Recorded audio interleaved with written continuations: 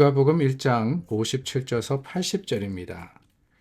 엘리사벳이 해산할 기한이 차서 아들을 낳으니 이웃과 친족이 주께서 그를 크게 긍휼히 여기심을 듣고 함께 즐거워하더라.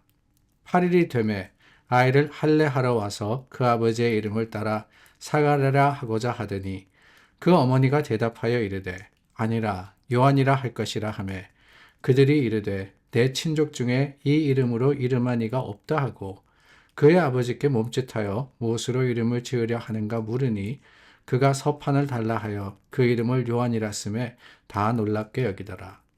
이에 그 입이 곧 열리고 혀가 풀리며 말을 하여 하나님을 찬송하니 그 근처에 사는 자가 다 두려워하고 이 모든 말이 온 유대 산골에 두루 퍼지매 듣는 사람이 다 이 말을 마음에 두며 이르되 이 아이가 장차 어찌 될까 하니 이는 주의 손이 그와 함께 하심이러라.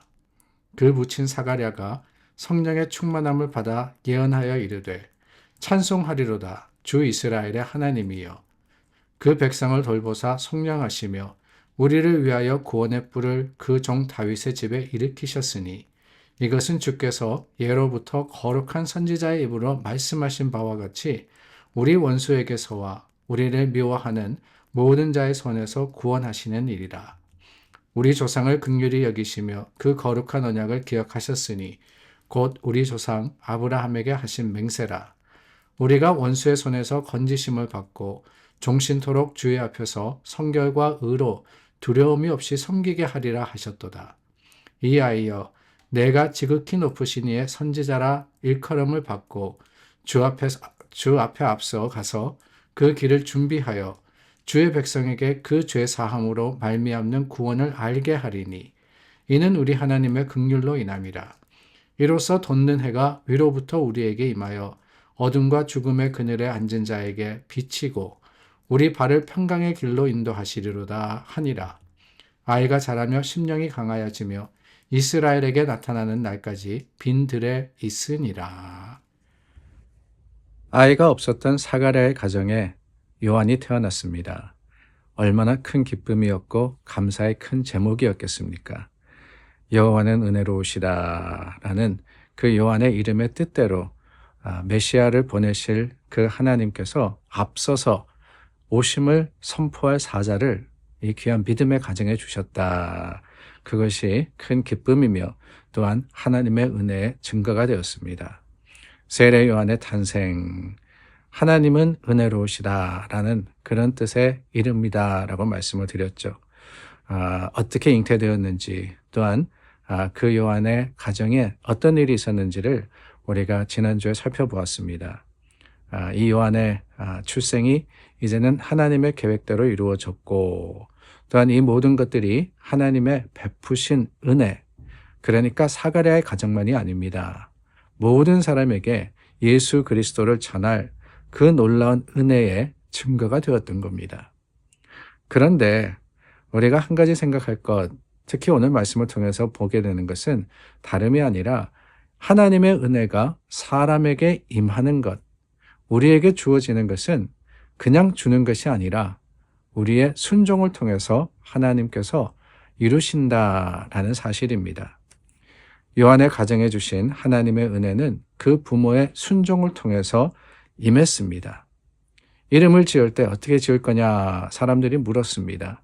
그때 요한이다. 요한이라는 이름은 하나님께서 주신 이름입니다. 그런데 그 말을 들은 사람들이 반대를 하죠. 이 가정, 스가랴의 가정에 요한이라는 이름이 주어진 바가 없다. 사실 그 당시 이스라엘 사람에게는 이름이라는 것이 참 중요했습니다. 이름의 뜻이 있을 뿐더러 그 이름대로 또한 하나님 앞에 살아간다라고 믿었기 때문에 귀한 이름 뿐만이 아니라 그 가정을 드러내는 이름을 지어줬었습니다. 그런데 요한이라는 이름을 지어진 적이 없다.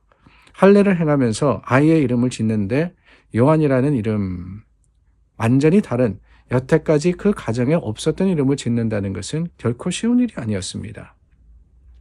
예로부터 따르는 그 풍습에 의하면은 이 아이의 이름을 정하는데 그냥 부모만 정하는 것이 아니었거든요. 오늘날은 우리가 어떻게 합니까? 부모가 이름을 짓든지 또한 할아버지 할머니에게 여쭈어서 이름을 짓습니다. 그런데 유대 사회는 참 지역 사회였기 때문에 이웃들이 함께 이름을 짓는데 동참합니다. 그것뿐만이 아니라 이름을 지을 때 할아버지나 아버지 혹은 그 위에 이 조상들의 이름을 따라서 짓는 것이 관습이었습니다. 그런데 사가랴라는 이름, 그렇게 따라서 사가랴라는 이름으로 짓자라고 했는데 엘리사벳이 반대하는 거예요. 여호와는 은혜로운 분이시다라는 그 이름의 요한이라는 것을 주장할 때 그것이 이 사람들에게는 사실은 참 반대가 되는 어려운 일이었지만은 하나님의 뜻이 어디 있느냐? 하나님의 뜻은 바로 거기 있었다. 요한이다. 그러니까 사람의 관습을 쫓는 게 아니었다는 거예요. 하나님의 말씀을 따랐습니다.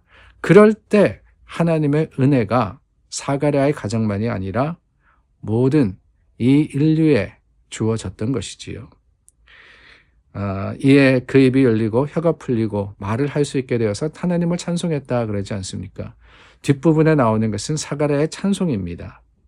하나님을 먼저 찬송했다는 거. 여러분 어떻게 그럴 수 있었겠어요? 하나님의 은혜가 그에게 임했기 때문에 그렇습니다.